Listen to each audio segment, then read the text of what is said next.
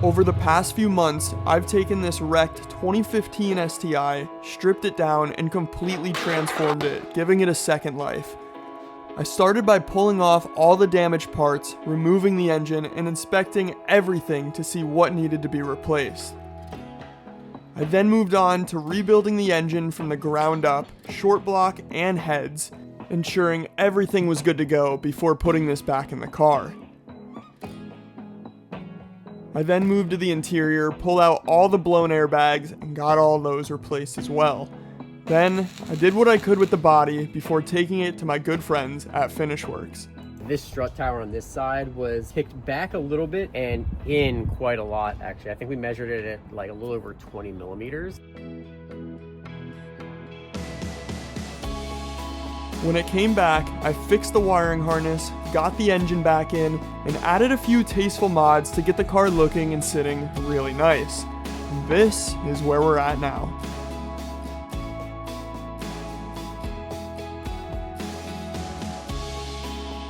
Guys, before we get into the guts of this video, I do want to take this time to remind you, we have about 3 days left to get entered to win my STI. Maybe even less than 3 days, depending on when you're watching this video. So if you want in, make sure you go to panzerbuilt.com. Every $5 spent on the site will get you 1 entry. And yeah, it really supports me, supports the channel, helps support builds like especially that, and even stuff like this. I love doing these rebuilds, but it does cost a lot, and doing things like these giveaways do help a little bit. This one maybe not as much, which means you guys have a pretty good chance to win. But yeah, it's unfortunate, but it is what it is. You know, at the end of the day, I really just love having the opportunity to do something like this. Making that phone call to the winner is like one of my favorite things ever. And the winner will have 2 options. You can either get the car shipped directly to your doorstep, or I can fly you here. We spend the day together. We can go for a rip in that. We can spend the day enjoying that. Or like, we can do whatever. We can, if you want to build an engine, you want to learn how to build an engine, we can spend the day. I'll teach you how to build an engine. We can do it together right in the garage, and yeah, make the most out of it. So it's up to you, but either way, if you want a chance of that happening, you gotta head to panzerbuilt.com and get locked in. With that said, let's get on with the rest of the video. What's going on, guys? Welcome back to the channel. We're back in the garage with the white VA STI. And right now, I'm gonna get this brake system sorted out. If you guys remember from the last video, we got this thing pretty much complete, but took it on a first drive and had no brakes. And I think that's because of the ABS module. When I was working on the passenger side of the car, the apron in particular, I pulled the ABS module out. And I did that, 1, because the bracket for it was bent and needed to be replaced, and 2, because we needed it out of there to give us room to work. And I think what's going on now, I think there's air trapped in the module, and we need to get that out. And to do that, my good friend David lent me his Snap-on scanner so we can activate the ABS from inside the car, and we should be able to bleed it electronically. So I'm gonna get the car jacked back up on all 4 sides, get all 4 wheels off, and see if I can learn how to use this thing.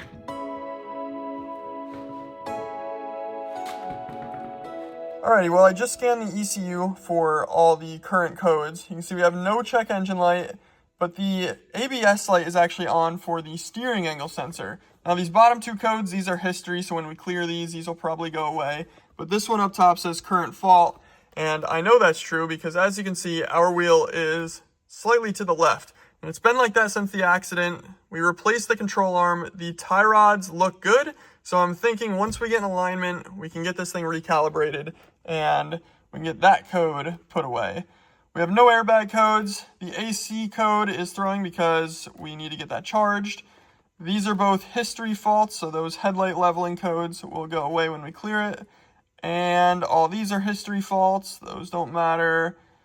This is a history fault. And then tire pressure monitors. These are current faults because we need to get those programmed as well with the new wheels and tires. Now, to bleed our brakes, we can go to anti-lock brakes. Go ahead and hit continue, and then we can go to functional tests. And up top we have ABS sequence control mode. Now if we hit this, you can see it goes into the test mode. Now the battery on this car is crazy low, so before we do this, I'm gonna replace the battery. It's like 9:30 at night, so all the stores are closed. But tomorrow I'll stop at O'Reilly's, we'll pick up a new battery for this car, and that way we can make sure this is all done properly. Anywhen you say, anywhen you say, anywhen.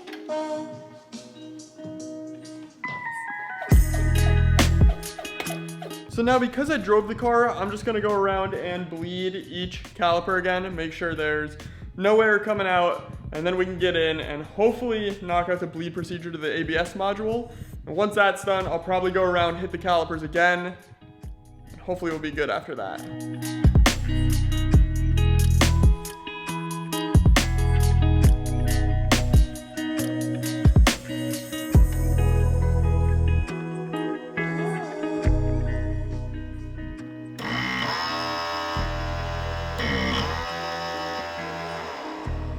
Finally got the ABS module to do what it's supposed to do, so now I'm just gonna go around, hit every caliper again, make sure there's no air coming out, and then hopefully we're good, because if not, I'm gonna be pretty stumped. All right, and a few minutes later, bleed is done. I'm gonna start this thing up and see how this pedal feels.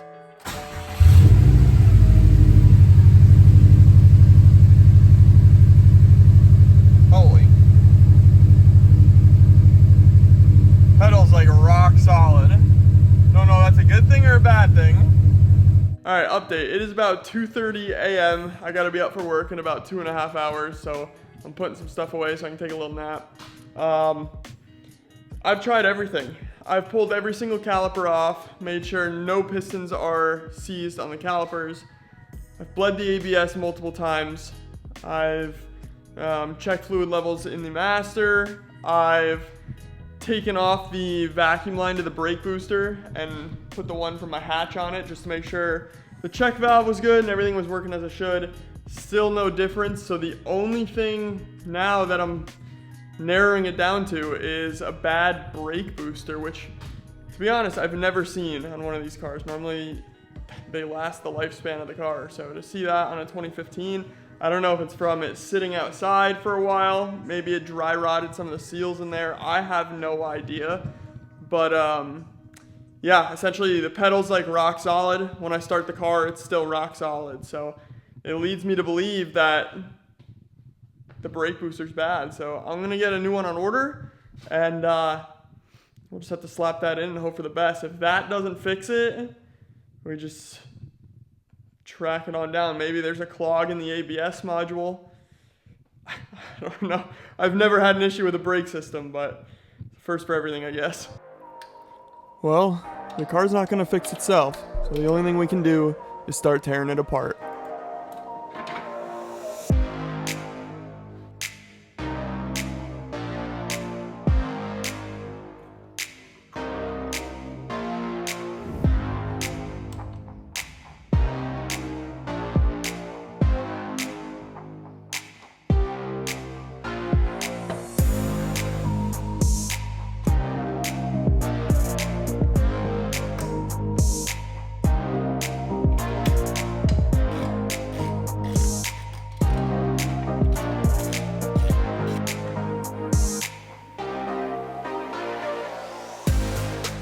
I believe everything's off the engine bay side of the brake booster, so now we just need to go in under the steering wheel, which is the worst part for me because I'm freaking a giraffe and I don't fit under there. But we need to get, I think there's 4 nuts that hold that thing to the firewall, and then there's like a little pin that goes through the brake pedal.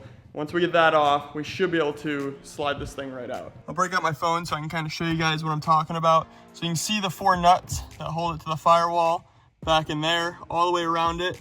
And then the pin that goes through the brake pedal is right there, but we pull it out from that side. So there's like a little cotter pin type thing, and then we should be able to push it through. So it's not gonna be as bad as I thought. I thought it was gonna be a lot higher up in there, but yeah, let's get all that out, and then we should be able to pull the brake booster out.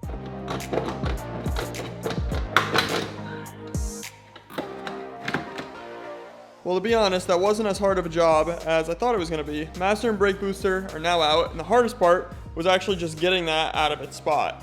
And it's probably gonna be just as hard to get the new one in, but we'll get to that point when the time comes. However, if we look inside here, you can see the bottom of the seal in there has a little layer of rust on it. So I've never really looked inside a brake booster before. I'm not too sure what it's supposed to look like, but I don't think there's supposed to be rust on the inside of the seal. And so that means that either some moisture, humidity, water, or maybe even brake fluid from the back of the Master is seeping down into there. I don't know, but hopefully that's giving me some confirmation that that's what the problem is. But ultimately we won't know for sure until the new one gets here. Right now it's about 1. FedEx normally gets here around 5:30 or so. So in the meantime, I'm gonna try to fix the steering. As the car sits right now, the steering wheel is perfectly straight and the steering angle sensor is reading 0 degrees. So everything there is good. The problem lies up front where you can see this wheel is slightly turned to the right. And if we come to this side, same thing, slightly to the right. So I'm not exactly sure how that happened. I did have the steering rack out of the car. It's got a new subframe in it. And you can only put the little steering shaft in one way because it's keyed. So I know that's not the issue. So what I'm going to try to do is just adjust the tie rod ends and see if we can bring this in straight with the tie rod ends. If not, we may have to replace the rack because maybe there's something going on in the center of the rack. I'm not too sure. It's kind of weird because when this car was hit, it was obviously hit up on the front. So you'd think if anything, it would be knocked the other way, not this way. So yeah, I'm gonna try my best, see if we can get that worked out. And then when we get in alignment, it'll be dialed in all 4 ways around. All right, check it out. The wheel is still perfectly straight. And now looking up front, it's a whole lot better. And there's plenty of adjustment in those tie rods to make this perfect. So yeah, both sides a lot better. Now I did do it by eye. So once we get the rear adjustable control arms and tow arms, we'll set up a string alignment around the car and then we can get it really, really close with that. And then when we take it to the alignment guys, they have a lot less work to do. So I feel a lot better now. It was about 2 turns on each tie rod to get these where we needed them to be. And then there's still plenty of room to make the little fine adjustments to perfect it. But yeah, all should be good now. Hopefully we won't be getting ABS codes and all those lights on the dash because of the steering angle sensor, because now it should be reading 0 and won't have anything to complain about. Now I do have new tie rod ends coming for this car because both boots are torn, but check this out. This is the tracking history. We got shipping label created in Jersey, accepted in New Jersey. It arrived in New Jersey. Oh, it left New Jersey and made it to North Carolina. Oh, we got to Raleigh. We're really close to my house. But no, now we're going to go back to Jersey. Now we're back in Jersey. We're leaving Jersey again. We're back in North Carolina. Oh, now we're an hour from my house. Oh, what do you know? We're going to go back to Jersey again. So I have no idea what USPS is doing with my frickin' tie rod ends. But if they could actually, leave them in North Carolina, it'd be ideal. Well, FedEx showed up at a decent hour today. We got the new brake booster here. So I got to pull the Master off because there's no way we get this in as one unit. We'll pull this little piece of hose off. And then hopefully the inside of this brake booster looks nice and clean and not like that one.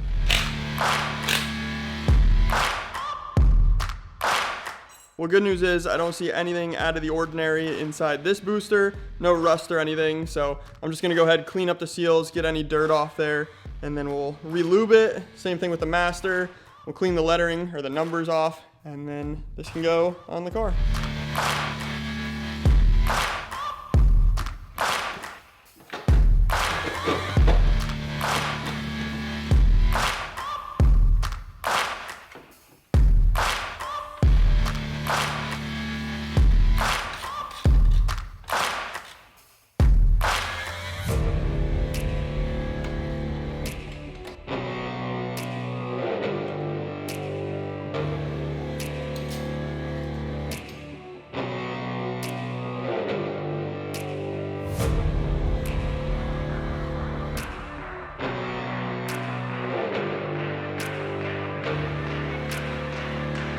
Okay, brake boosters in, Master cylinders in. Honestly, not too bad of a job.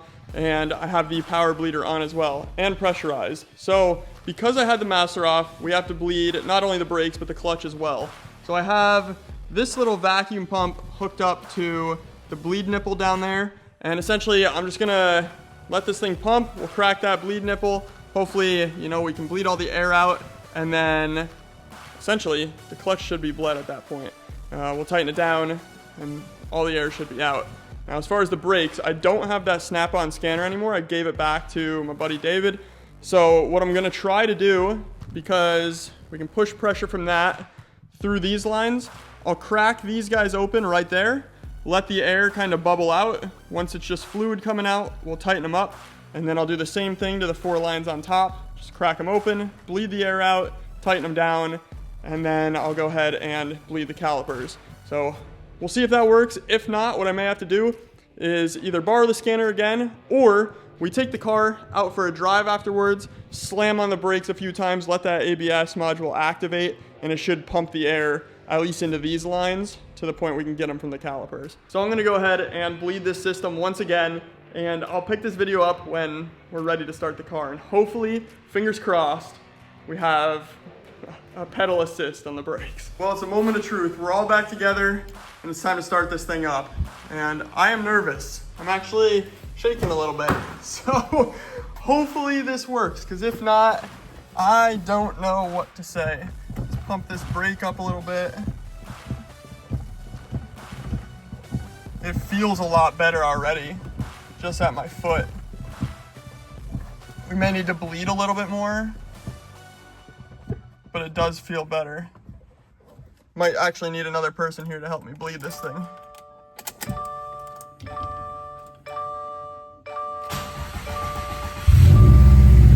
Oh yeah, much better. Thank gosh. However, there is a lot of air in the system, so we got a lot of bleeding to do. Very relieving that that seemed to solve the issue. I have my buddy Phil coming over now. We're gonna try to bleed this with the 2-person method, because my pressure bleeder wasn't enough to get all that air out. So I'm gonna try to gravity bleed the ABS, and then we'll go ahead and hit the calipers. If that doesn't work, I'll have to pick up that scan tool again, but I have hope that we'll be able to get this done tonight. All right, here's the current situation. Last night, Phil came over, we bled the brakes. However, the pedal still pretty much straight to the floor, because I think there's air in the ABS module. So once he left, I took my pressure bleeder, hooked it up, and I essentially opened up all of the brake lines on the ABS module. Let it kind of just bleed as much air as I could get out of it. And after that, I started to get more of a pedal. And so when the car's off, I can pump the brake up. It gets pretty firm. However, when we start it, now that I have a brake booster, I'm essentially just going straight to the floor with it. But I was able to get a little bit of a pedal after I bled the ABS. So what I'm going to do now is take the car out right in the road in front of my house, and I'm gonna try to get it up to like 30 miles an hour, slam on the brakes, and see if we can get that ABS module to activate. If we can do that, 1, 2, 3 times, we should be able to get all the air out of that module, and it'll push it into the 4 lines going to the calipers. And then we can bleed that air out at the calipers. So yeah, let's start this thing up. We'll get it outside, see if we can get that to work. If it does, we'll bring it back in, bleed the brakes at all 4 calipers, and then we should be good to go. So that's the game plan. Well, my GoPro suction cup hasn't been used in a while, and I think it's got some dust on it. It doesn't really want to stay up, so it may fall, just for a warning.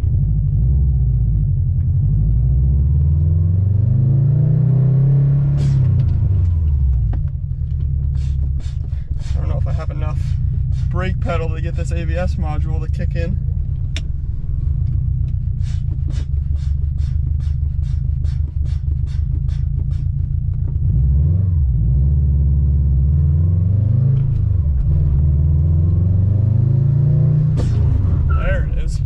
All right, we got it to kick in there. Let's do that one more time.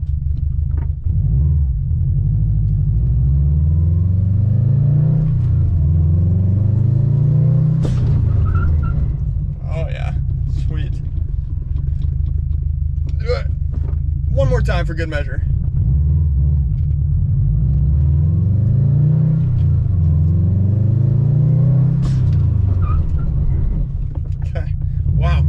Well, I can tell you it stops really good. So now, let's bring it back in the garage, bleed the brakes at the calipers, and hopefully that got all the air out. So that's exactly what I did, and while I was down here, I figured I might as well get the inner fender in as well on the passenger side.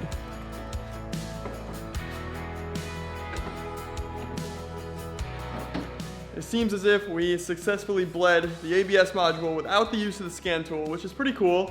And also, I'm not sponsored by this company by any means, but I want to give a little shout out to VPeak. They make this little OBD2 thing you plug in to your OBD2 port, you connect to an app on your phone, and I was actually able to read and clear all the ABS codes, and I can pretty much access everything with this little guy. So yeah, I use it's like car scanner ELM OBD2 app connected to this, and it does a lot more than I thought I could do with it. My dad got me this a couple years back, and I've used it to like clear, you know, normal engine codes on multiple different cars, but to be able to read further in-depth ABS codes, TPMS, pretty much everything you can do just with this little guy. So pretty cool. A few days later, we've got OEM tie rod ends, we've got rear adjustable tow arms, and rear adjustable lower control arms. Now these things look pretty OEM. However, if you look back here, they do have the little sliders so you can adjust camber. So I'm gonna go ahead off camera, get all this stuff installed. It's pretty dark under there, it's hard to film. So we'll get all this in, and then we can do a little string alignment, and then actually take this thing to get a four-wheel alignment, and it should be good to go. Alrighty, a little while later, we got the old control arms out, we got the old tow arms out, and the old tie rod ends out. Now, I did have to cut, they call it the Jesus bolt, on one of these. I was able to get it out of this one after spending about an hour and a half on it, but this one was so seized in there. So I took, this is a 6-inch disc on the angle grinder, and cut that thing off. It was pretty sketchy, but gotta do what you gotta do. Either way, got a new bolt in there, and the new adjustable tow arms are installed in the back of the car. Now, along with doing all that, I also went ahead and lowered the rear coilovers to match the front. So when we get this on the ground, it should be nice and flat all the way across.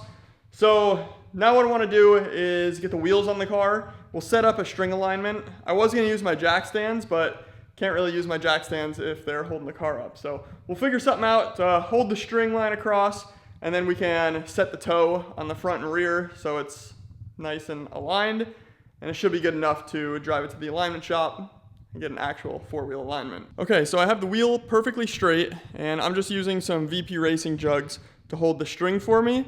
And the idea is to run this string line nice and straight down the car to both wheels, and you want to align the toe so there's an even gap between the string, or ideally the string's touching the lip on both sides of the wheel. So as you can see right now, like I said, the wheel's straight.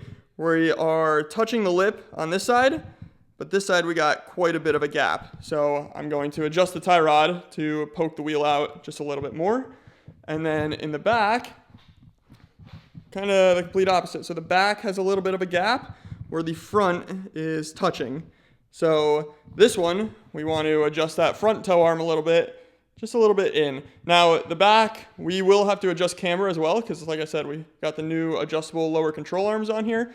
But I normally leave camber to the body shop, or not the body shop, the alignment shop. I'll just essentially get it so it's got just a little bit of negative camber, and then yeah, I just leave the rest.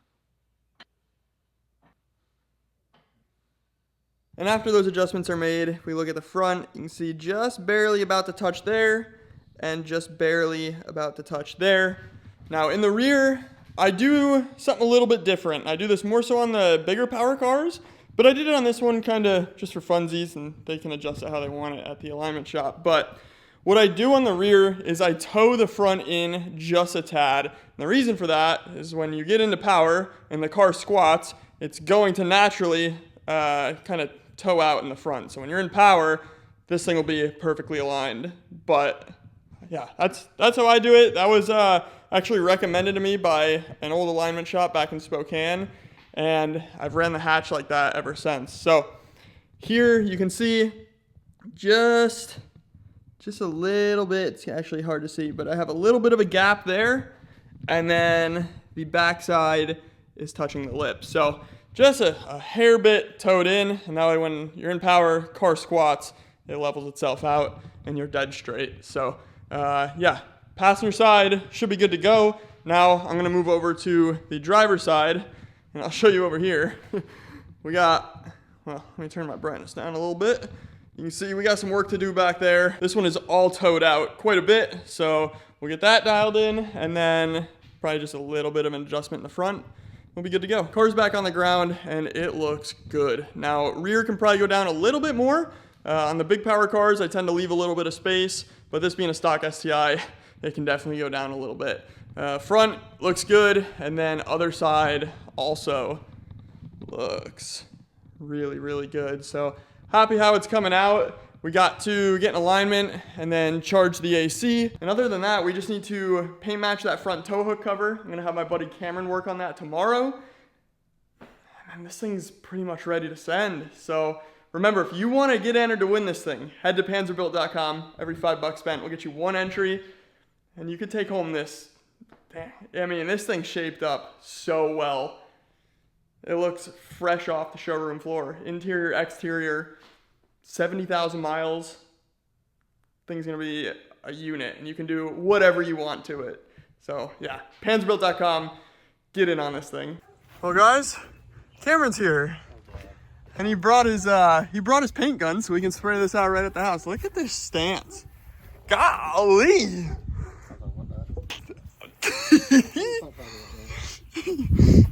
That is some aggression right there, bud. Oh yeah, take it out somewhere. So we have a OEM tow hook cover here. We're just gonna spray this out in Crystal White Pearl real quick. And that way we can fill that gap on the front bumper. Oh, we got some air pressure now. Oh yeah, a little bit of mid. Ooh, well, look like that. That's pearl. And that's how you were born. Yeah, what? Like, things I can't probably say on YouTube. Oh, a little bit of IPA, no biggie. You know what that does? What? You tell. Reduces it a little bit. Sure. When you don't have reducer. It's a reducer for poor people. Like me. I think reducer is actually cheaper. Oh, well. That's at Walmart. I don't know if I can get reducer at Walmart. You can. Oh, well. Find that out.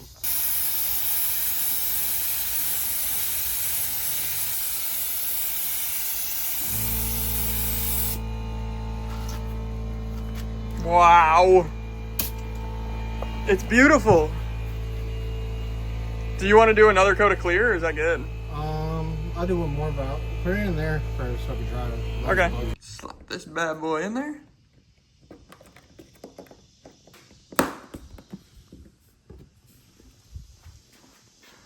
Perfect. Well, thank you, sir. I appreciate you. Yep. I really need to get my own paint gun so I can do this shit myself. Huh? Good. I can stop calling you and telling you to come to my house. Compressor. I can literally hold more air in my mouth than that air compressor can hold. Like. Exactly. Jeez. Alrighty guys, quick pit stop to get the AC charged on this thing, and then we're also gonna address the tire pressure sensors, see if we can get those programmed. But right now we're gonna pull vacuum out of this AC system. Hopefully the O-ring we use in the condenser is good to go, and then we can get this charged and not be sweating inside the car in 100-degree weather. So, see if this works. Just gonna vacuum for 9 more minutes, and then the leak test. We'll do a leak test, which will take about 10 minutes. Well, looks like we passed. So now we can go ahead and charge this thing up, and we should have fresh AC. Well guys, things don't always work out flawlessly. Kind of like my hair today, it's kind of just doing what it wants. Oh my gosh. Anyways, yeah, took it to David's shop, tried to charge the AC. It passed the leak test just fine, but as soon as we tried to charge it, you could just hear it leaking out of the condenser. And if you remember, we replaced the condenser. There's the old one sitting on the ground right there. So, not really sure. Sounds like it has a hole right up near the top on the radiator side. So, I'm gonna have to get a new one, another one. And I've had that one for so long, and I just haven't charged it that I probably can't even return or exchange that one. So it is what it is. They're not that expensive, thankfully. So we'll get that replaced. And that way this car has good AC and it's 100% perfect for the new owner. So last time I'll say it, head to panzerbuilt.com if you want to get entered to win this thing. Every $5 spent on the site will get you an entry. And yeah, let's put this car in your garage. So that's gonna wrap up this video. I hope you guys enjoyed. I'll catch you in the next one. Until then, peace out. See y'all later.